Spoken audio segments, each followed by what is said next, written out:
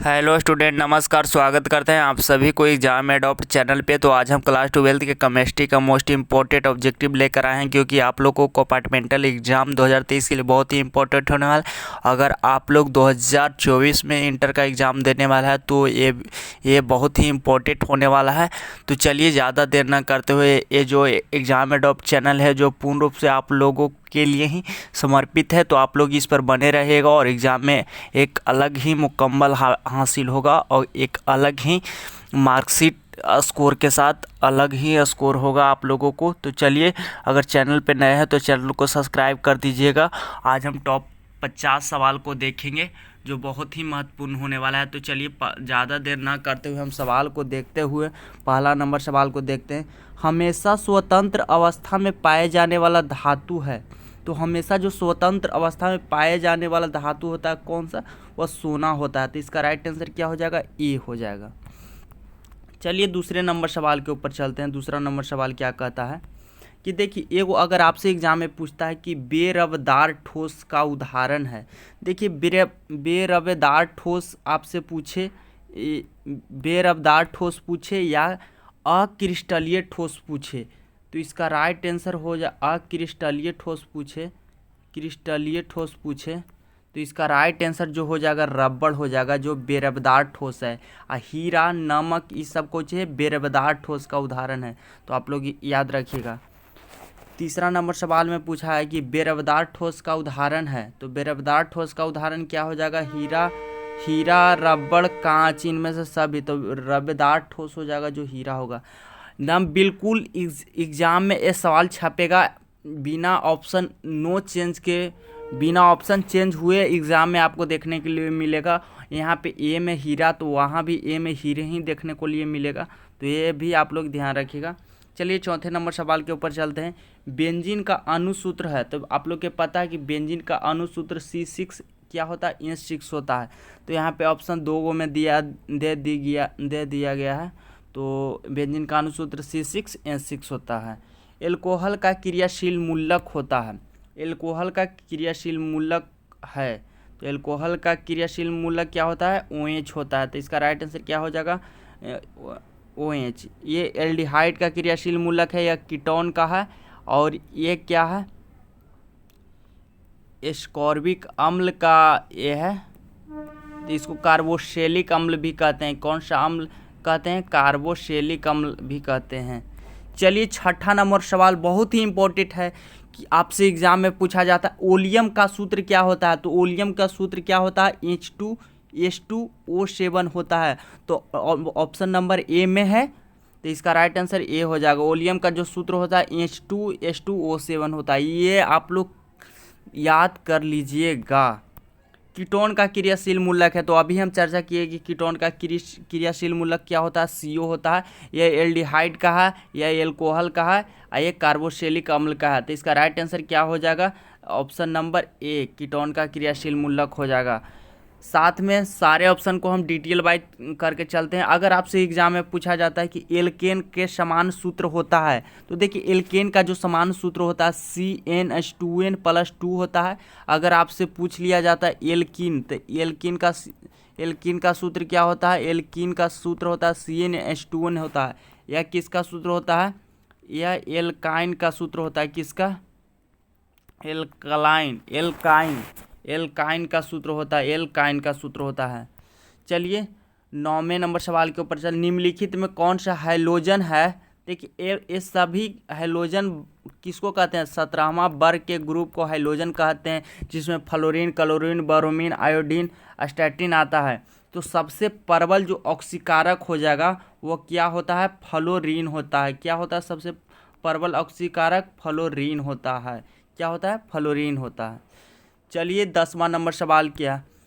ये भी एग्जाम में बहुत बार पूछता है। उजला पीला फास्फोरस है, तो देखिए उजला और पीला फास्फोरस क्या होता है? आप लोग के पता है अच्छी ढंग से कि अवरूप होता है। तो इसको आप लोग याद रखिएगा कि उजला और पीला फास्फोरस है अवरूप। चलिए 11वें नंबर सवाल के ऊपर चलते हैं। पहाड़ों पर जल का क्वथनांक कम हो जाता है। जो पहाड़ों पर जल का क्वथनांक यानी कि पानी का उबलने का बिंदु कम हो जाता है, क्यों? क्योंकि वहाँ पे वायुमंडलीय दाब क्या हो जाता है? कम हो जाता है। तो इसका राइट आंसर क्या हो जाएगा? ए हो जाएगा, क्योंकि वहाँ वायुमंडलीय दाब कम हो जाता है। आपसे सीधे एग्जाम में छपेगा कि पहाड़ों पर जल का क्वथनांक कम हो जाता है, यानी क्वथनांक कहने के मतलब कि जिस बिंदु पर कोई द्रव उबलता है उसी का वो क्वथनांक कहते हैं। जैसे जल का क्वथनांक 100 डिग्री सेल्सियस होता है, अगर पहाड़ पर आप जाइएगा तो 100 डिग्री सेल्सियस से नीचे ही उबलने लगता है पानी, क्योंकि वहाँ वायुमंडलीय दाब कम हो जाता है। चलिए, अगर एग्जाम एडॉप चैनल को लाइक और सब्सक्राइब और शेयर ज़रूर करें, अपने दोस्तों में शेयर करना ना भूलें, क्योंकि आप लोगों को बहुत ही अच्छा कंटेंट मिलने वाला है इस चैनल पे। 12वां नंबर सवाल है, यह वेरी इंपॉर्टेंट होने वाला है। ये सवाल 2 नंबर में भी आ सकता है और 1 नंबर में भी आ सकता है। देखिए, आदर्श विलयन का निम्न में कौन है? देखिए, आदर्श विलयन निम्न में कौन है? तो देखिए, अगर आपसे एग्जाम में पूछा जाता है कि आदर्श विलयन, एगो पूछा जाता है, क्या पूछा जाता है? एगो पूछा जाता है आपसे आदर्श विलयन, एगो अना आदर्श विलयन पूछा जाता है, अना आदर्श विलयन। तो देखिए, आदर्श विलयन उसको कहते हैं जो राउल्ट का नियम को पालन करता है। अगर आपसे एग्जाम में पूछा जाए कि आदर्श विलयन क्या है, तो आदर्श विलयन वह है जो राउल्ट के नियम को पालन करता है। अनादर्श विलयन क्या, जो आदर्श राउल्ट का नियम को पालन नहीं करता, उसे अनादर्श विलयन कहते हैं। तो इसका राइट आंसर ए हो जाएगा। अगर आदर्श ना दे के अनादर्श पूछता तो आप ये ऑप्शन नंबर बी मारते, क्योंकि यह राउल्ट का नियम का पालन नहीं करता। आदर्श जो विलयन होता है यह किसका नियम का पालन करता है? राउल्ट का नियम का पालन करता है। ये जितना भी देख रहे हैं बहुत ही इम्पोर्टेंट होने वाला है। मात्र छोटे से वीडियो में लगातार बने रहिएगा, आपको बेहद ही फायदेमंद साबित होगा इस वीडियो को आप देखने के बाद।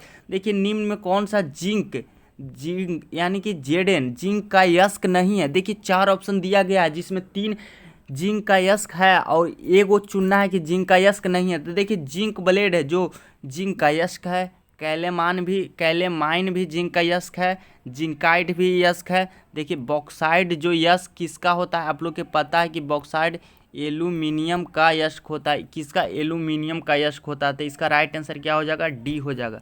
अगर आपसे एग्जाम में पूछता है कि जिंक ब्लेड का सूत्र क्या होगा, तो जिंक ब्लेड 2 नंबर में भी सवाल आ जाता है, तो ZnS होगा। जिंकाइट का क्या होगा? ZnO होगा। कैलेमान के क्या होगा? तो ZnCO3 होगा। तो ये भी आप लोग याद रखिएगा। चलिए 14वां नंबर सवाल के ऊपर चलते हैं। प्रथम कोटि अभिक्रिया के लिए टी हाफ का मान होता है। तो आप लोग के पता है कि टी हाफ का जो मान होता है, टी हाफ का मान होता है 0.683 बटा क्या होता है? के होता है। तो इसका राइट आंसर क्या हो जाएगा? बी हो जाएगा। बहुत ही इंपॉर्टेंट है, आप लोग कान खोल के सुन लीजिए। चलिए हम 15वें नंबर सवाल के ऊपर चलते हैं कि CH4 किसका सूत्र होता है? तो आप लोग के पता है कि CH जो 4 सूत्र होता है वह मीथेन को कहते हैं, जिसमें सिग्मा बंधों की संख्या कितनी होती है?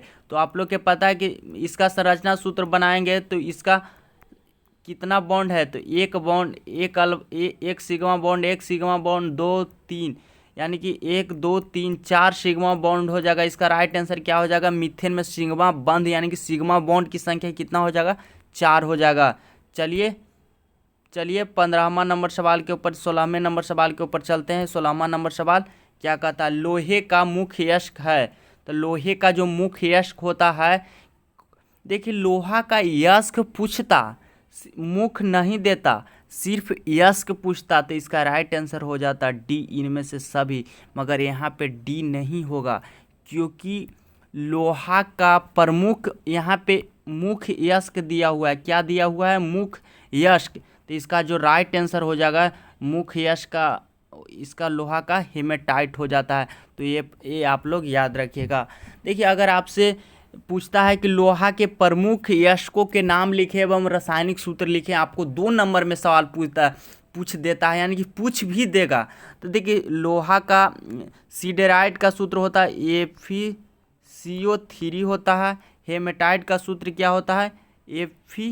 Fe2O3 होता है। मैग्नाइट का Fe2 O4 होता है। तो ये भी आप लोग याद रखिएगा कि लोहा का प्रमुख लोहा के यस्कों को नाम लिखिए। 2 नंबर में सवाल मिलेगा तो आप एगो लिख दीजिएगा, मैग्नेटाइट, सिडेराइट, हेमेटाइट, सभी का रासायनिक सूत्र लिख दीजिएगा। हेमेटाइट का मैग्नेटाइट का Fe2O4 होता है, सिडेराइट का FeCO3 होता है, हेमेटाइट का Fe2O3 होता है। तो चलिए 17वां नंबर सवाल भी बहुत ही इम्पोर्टेंट होने वाला है। निम्नलिखित में कौन सी गैस एकल परमाणविक है? एकल परमाणविक कहने का तात्पर्य ये है कि वह एक ही परमाणु से मिलकर बना है। जैसे ऑक्सीजन का सूत्र होता है O2 जो के परमाणु से मिलकर बना है, तो यह 2 परमाणु से बना है मिलके, तो यह द्विपरमाणविक हो जाएगा। ऑक्सीजन कौन सा परमाणविक हो जाएगा? तो द्विपरमाणविक हो जाएगा। ये आप लोग याद रखिएगा। मगर आप लोग के पता है कि क्लोरीन का सूत्र Cl2 होता है जो द्विपरमाणविक होगा। नाइट्रोजन का सूत्र N2 होता है जो द्विपरमाणविक होगा। ऑक्सीजन का जो सूत्र होता है O2 द्विपरमाणविक होगा। मगर हीलियम जो होता है एक परमाणविक से बना होता है। हीलियम नोबेल गैस जितना भी हो, helium, neon, argon, krypton, xenon, radon, ये सारे एकल परमाणविक गैस होते हैं। तो आप लोग याद रखिएगा। 18वां नंबर भी सवाल ही बहुत ही इंपॉर्टेंट होने वाला है, तो आप लोग कान खून खोलकर सुन लीजिए। ये जितने भी सारे ऑब्जेक्टिव है बहुत ही इंपॉर्टेंट होने वाला है, तो आप लोग देखना मत भूलिएगा। लगातार इसको याद करते चलिएगा, मेरे साथ वीडियो में बने रहिएगा। और अगर आप नए हैं तो इस चैनल को सब्सक्राइब कर दीजिएगा। एक फ्राइडे विद्युत में कितने कूलम के बराबर होते हैं? तो एक जो फ्राइडे कितने कूलम के बराबर होते हैं? तो 96,500 कूलम के बराबर होते हैं। तो 96,500 कूलम ऑप्शन नंबर किस में दिया हुआ है? बी में दिया हुआ है। तो इसका राइट आंसर क्या हो जाएगा? बी हो जाएगा, जो बहुत ही इंपॉर्टेंट है, एग्जाम में पूछा जाता है बार बार। तो ये आप लोग याद रखिएगा कि एक फ्राइडे विद्युत के कितने कूलम के बराबर होते हैं? तो 96,500 कूलम के होते हैं। चलिए 19वां नंबर सवाल ही बहुत ही इंपॉर्टेंट होने वाला है। सुक्रोज, यानी कि सुक्रोज कहने का मतलब चीनी का सूत्र है। तो आप लोग के पता है कि चीनी का सूत्र होता है C12H22O11 होता है। तो ऑप्शन नंबर C12H22O11 किस में दिया है? तो ऑप्शन नंबर बी में दिया है C12H22O11। तो ये ऑप्शन नंबर 20 का राइट आंसर हो जाएगा। आप लोग का अगर पता नहीं है चीनी का रासायनिक सूत्र तो अपना कॉपी में छाप लीजिए, चाहे माइंड में छाप लीजिए, C12H22O11 होता है। चलिए 20वें नंबर सवाल के ऊपर चलते हैं कि नाइट्रिक अम्ल का सूत्र होता है। तो आप लोग के पता है कि नाइट्रिक जो अम्ल का सूत्र होता है HNO3 होता है। HNO3 को ही नाइट्रिक अम्ल कहा जाता है। तो नाइट्रिक अम्ल का सूत्र या आप लोग याद रखिएगा कि HNO3 होता है। देखिए हीलियम का सूत्र होता है। देखिए हीलियम का सूत्र, आप लोग संकेत और सूत्र में अंतर होता है। अगर हीलियम का सूत्र क्या होता है? तो हीलियम का सूत्र सिर्फ और सिर्फ He होता है। अगर आपको ऑक्सीजन का सूत्र पूछ लिया जाता तो ऑक्सीजन का सूत्र पूछता तो आप लोग वो नहीं मानना चाहिए। ऑक्सीजन का संकेत वो होता है, सूत्र नहीं। इस ऑक्सीजन का जो सूत्र होता है क्या होता है? O2 होता है। वो जैसे ही हीलियम का सूत्र क्या होता है? He होता है, जो केवल एक परमाणु से बना है। हम लोग पीछे अभी पढ़े थे कि यह एकल परमाणविक गैस है। तो ये भी साथ साथ में आप लोग इसको मिला के समझते चलिएगा। चलिए बूझा चूना का रासायनिक सूत्र होता है। देखिए बूझा चूना का रासायनिक सूत्र क्या होता है? तो कैल्शियम हाइड्रोक्साइड होता है, यानी कि CaOH2 होता है बूझा चूना का रासायनिक सूत्र। देखिए यह कली चूना का सूत्र होता है। किसका? कली चूना का सूत्र होता है। कली चूना का।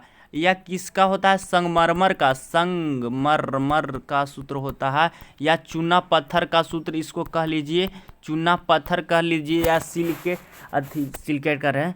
चूना पत्थर पूछ लिया जाएगा आपसे, खगड़िया पूछ लिया जाएगा। चौक किसका सूत्र होता है? CaCO3 को। 23वें नंबर सवाल में बहुत ही इंपॉर्टेंट है कि कपड़ा धोने वाला सोडा का रासायनिक नाम होता है। तो कपड़ा धोने वाला सोडा का जो रासायनिक सोडा होता है उसका सूत्र क्या होता है? Na2CO3 क्या हो जाता है? 10H2O हो जाता है। खाने वाला अगर सोडा पूछे तो खाने वाला सोडा को आप लोग याद रखिएगा कि NaCO3 हो जाएगा खाने वाला सोडा को, और धोने वाला सोडा Na2CO3 10H2O हो जाएगा। चलिए 24वें नंबर सवाल के ऊपर चलते हैं। निम्न में से हरा थोथा कहते हैं, तो हरा थोथा किसको कहते हैं? तो आप लोग के पता है कि हरा थोथा FeSO4 7H2O को हरा थोथा के नाम से जाना जाता है। चलिए H2SO4 क्या है? तो आप लोग के पता है कि H2SO4 किसका रासायनिक सूत्र होता है? तो यह सल्फ्यूरिक अम्ल का सूत्र होता है। तो यानी क्या है? ये अम्ल है, सल्फ्यूरिक अम्ल का। शुद्ध जल का pH मान कितना होता है? 7 होता है। कितना होता है? 7 होता है। अगर आपसे पूछ लिया जाए कि अम्लीय विलयन के pH मान 7 से कम होता है कि 7 से अधिक होता है, तो अम्लीय विलयन का pH मान हो जाता है जो 7 से क्या हो जाता है? कम रहता है, तो उसको क्या कहते हैं? अम्लीय कहते हैं। अगर अधिक रहेगा तो उसको क्या कहेंगे? क्षारीय कहेंगे। अगर 7 रहेगा तो 7 के बराबर रहेगा तो उसे उदासीन भी कहते हैं। तो शुद्ध जल का pH मान कितना होता है? 7 होता है। चलिए इंजाइम क्या है? तो देखिए इंजाइम एक प्रकार के क्या होता है? प्रोटीन होता है जो हमारे भोजन को पचाने में सहायक होता है इंजाइम। तो इंजाइम एक प्रकार के क्या होता है? प्रोटीन होता है। सिनेबार किसका यस्क है? तो सिनेबार HGS का यस्क है। HGS का आप लोग याद रखिएगा कि सिनेबार HGS का यस्क यानी कि पारा का यस्क बहुत ही इंपॉर्टेंट होने वाला है, बहुत ही इंपॉर्टेंट है सारे प्रश्न। तो आप लोग कान खोल कर देखिए, आँख खोल कर देखिए, कान खोल कर नहीं देखना है, कान खोल कर सुनना है। चलिए 29 नंबर सवाल है कि सोना का जो संकेत Au होता है, जो धातु है, धातु का ऑक्सीकरण संख्या होता है। तो सोना धातु का ऑक्सीकरण संख्या कितना होता है? +1 होता है। कितना होता है? +1 होता है। डी ऑर्बिटल का आकार होता है। देखिए ऑर्बिटल क्या होता है? ऑर्बिटल होता है SPDF। तो इसका पूछ रहा है। तो देखिए डी ऑर्बिटल का आकार आपसे एग्जाम में पूछेगा, तो डी ऑर्बिटल का आकार होता है जो डबल डम्बल होता है। डबल डम्बल या डी डम्बल भी आपको ऑप्शन में मिलेगा, मगर यहाँ पे ऑप्शन हूबहू आपके एग्जाम में छपेगा। ऑप्शन नंबर सी में आप लोग मार के आ जाएगा डबल डम्बल। अब यह पी का आकार होता है डम्बल, तो आप इसको भी याद रखिएगा। देखिए सबसे शक्तिशाली ऑक्सीकारक पदार्थ कौन सा है? तो सबसे शक्तिशाली ऑक्सीकारक पदार्थ है फ्लोरीन हो जाएगा इसका राइट आंसर। चलिए हीरे में कार्बन का परमाणु संकरण है। तो हीरे में जो कार्बन का परमाणु संकरण कितना होता है? sp3 जो VBI आप लोग याद होना चाहिए कि हीरा में कार्बन का परमाणु संकरण कितना होता है? तो sp3। कार्बनिक यौगिक में तत्व उपस्थित होना चाहिए। देखिए कार्बनिक यौगिक जो भी रहेगा उसमें कार्बन नेसेसरी यानी कि प्रेजेंट होना चाहिए। तो इसका राइट आंसर बी हो जाएगा कि कार्बनिक यौगिक में तत्व उपस्थित होना चाहिए। कौन सा तत्व? कार्बन। देखिए श्रृंखलन गुण सबसे ज़्यादा जो होता है किस तत्व में होता है? तो ये कार्बन में ही होता है, कार्बन में होता है। कार्बन की संयोजकता कितनी होती है? तो कार्बन की संयोजकता कितनी होती है? कार्बन की संयोजकता 4 होती है। कार्बन की संयोजकता कितनी होती है? 4 होती है। देखिए कार्बन के बीच जब एकल बॉन्ड रहता है तो एकल बंध की जो लंबाई होता है कितना एंगस्ट्रम होता है? तो 1.54 एंगस्ट्रम होता है। तो ये भी आप लोग याद रखिएगा। सारे ऑब्जेक्टिव एक ऑब्जेक्टिव बहुत ही इंपॉर्टेंट होने वाला है। तो चलिए 37 नंबर सवाल के ऊपर चलते हैं कि समुद्री जल में पाए जाने वाला तत्व है। तो समुद्री जल में पाए जाने वाला तत्व कौन सा है? आयोडीन, जहाँ से हम लोग नमक निकालते हैं। तो आयोडीन इसका राइट आंसर हो जाएगा।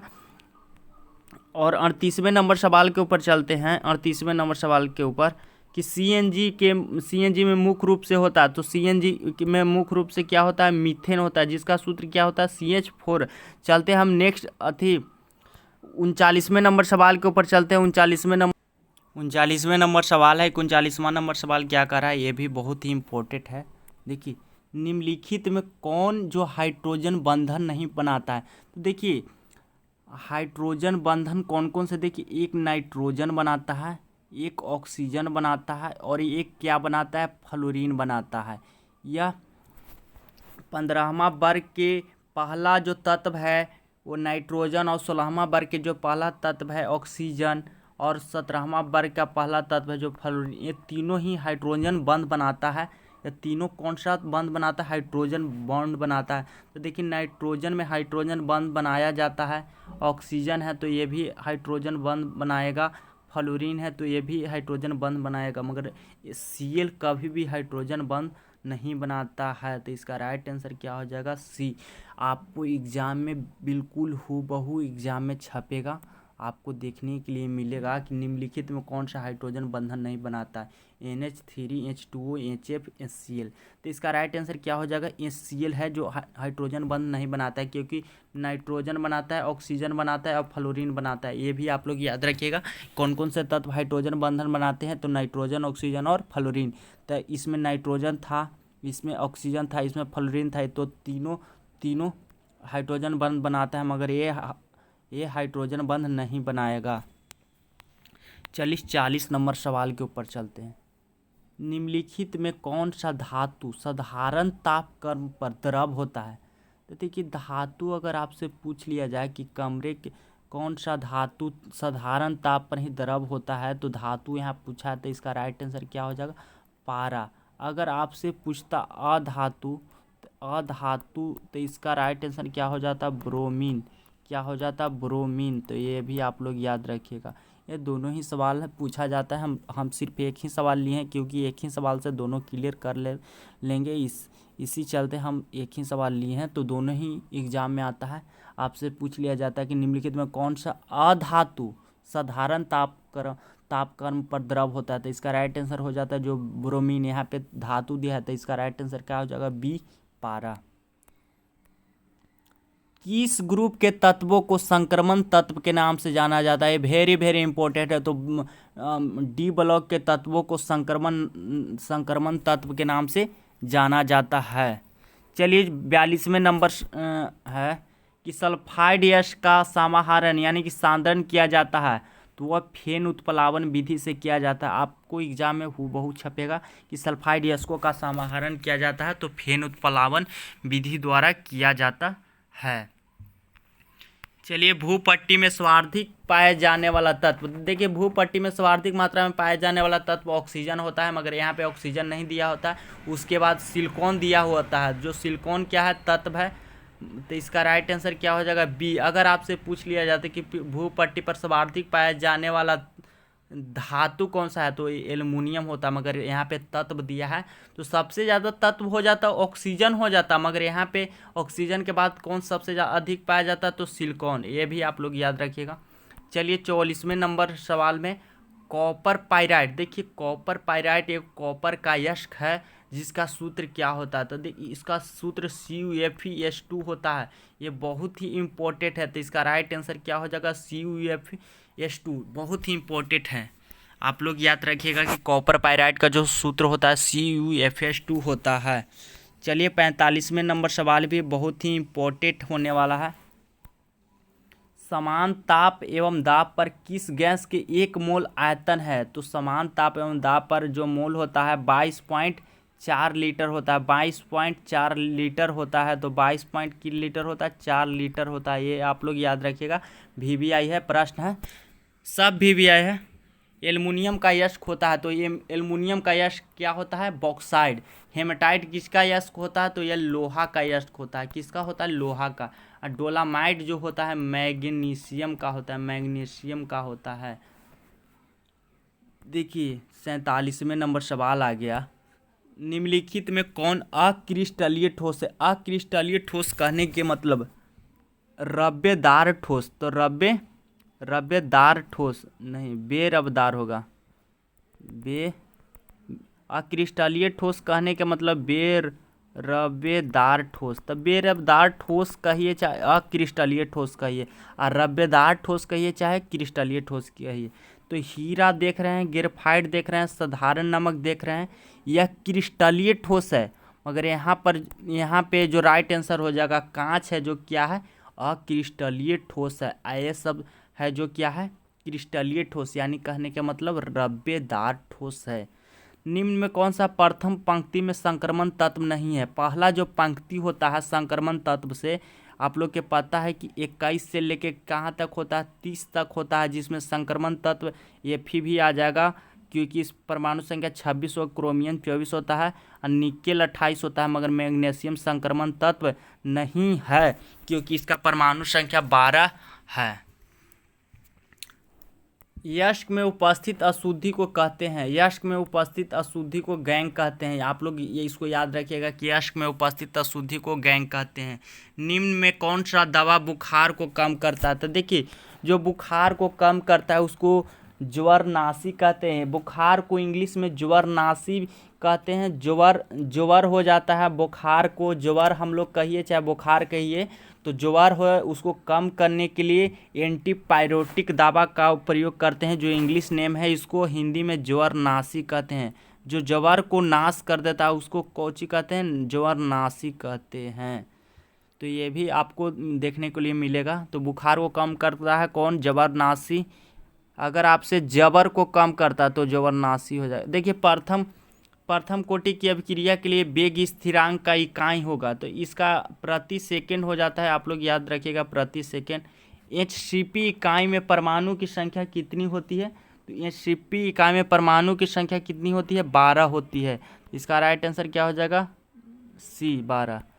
नाइट्रिक अम्ल तैयार किया जाता है कौन सा विधि द्वारा? तो ओस्टवाल्ड विधि द्वारा नाइट्रिक अम्ल को तैयार किया जाता है। देखिए, जबर को कम करने के लिए उपयोग करते हैं, तो जबर को यहाँ पे, वहाँ इंग्लिश वर्ड पूछा था, यहाँ पे हिंदी वर्ड पूछा है, तो जबर को कम करने के लिए ज्वरनाशी का प्रयोग करते हैं। तो यह बहुत ही इम्पोर्टेंट था आपके लिए। देखिए, और हम आपको कुछ महत्वपूर्ण पॉइंट बता देने वाले हैं। अगर आप लोग के पता है कि आपसे पूछ लिया जाए कि एसएससी, जो आप लोग पढ़ें कि एसएससी में संकुलन क्षमता कितना होता है, तो एसएससी का जो संकुलन क्षमता कितना होता है? 52% होता है।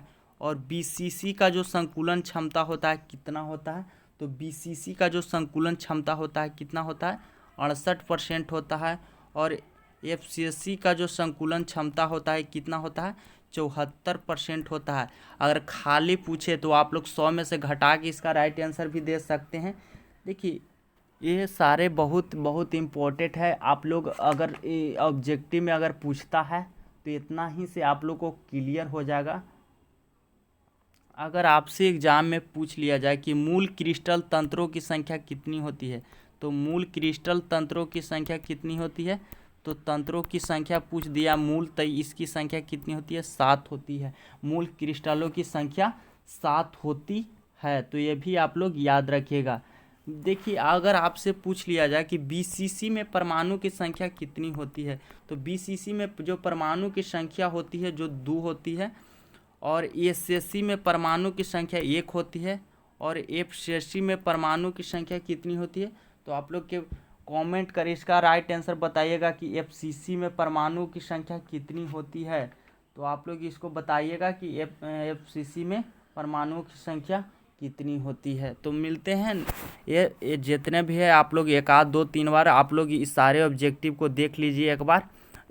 आपको जितना 70 में से आप लोग को 35 सवाल बन जाएगा। इसमें से कम 35 सवाल नहीं तो 30 प्लस एभव आपको एग्ज़ाम में सवाल देखने के लिए मिलेगा। तो आप लोग इस वीडियो को 2-3 बार रिपीट कर लीजिएगा। और ज़्यादा लॉन्ग भी नहीं है, सिर्फ आधा घंटा का वीडियो होने वाला है। तो अगर हम ऐसे ही इम्पोर्टेंट हर सब्जेक्ट को लाते रहेंगे तो आप लोग चैनल पे बने रहिएगा, और नए हैं तो चैनल को सब्सक्राइब कर दीजिएगा। अगर अच्छा लगा होगा वीडियो तो आप लोग कमेंट कर ज़रूर बताइएगा। ऐसे ही वीडियो लेकर हम आते रहेंगे। तो चलिए, हम मिलते हैं नेक्स्ट वीडियो में, तब तक के लिए धन्यवाद।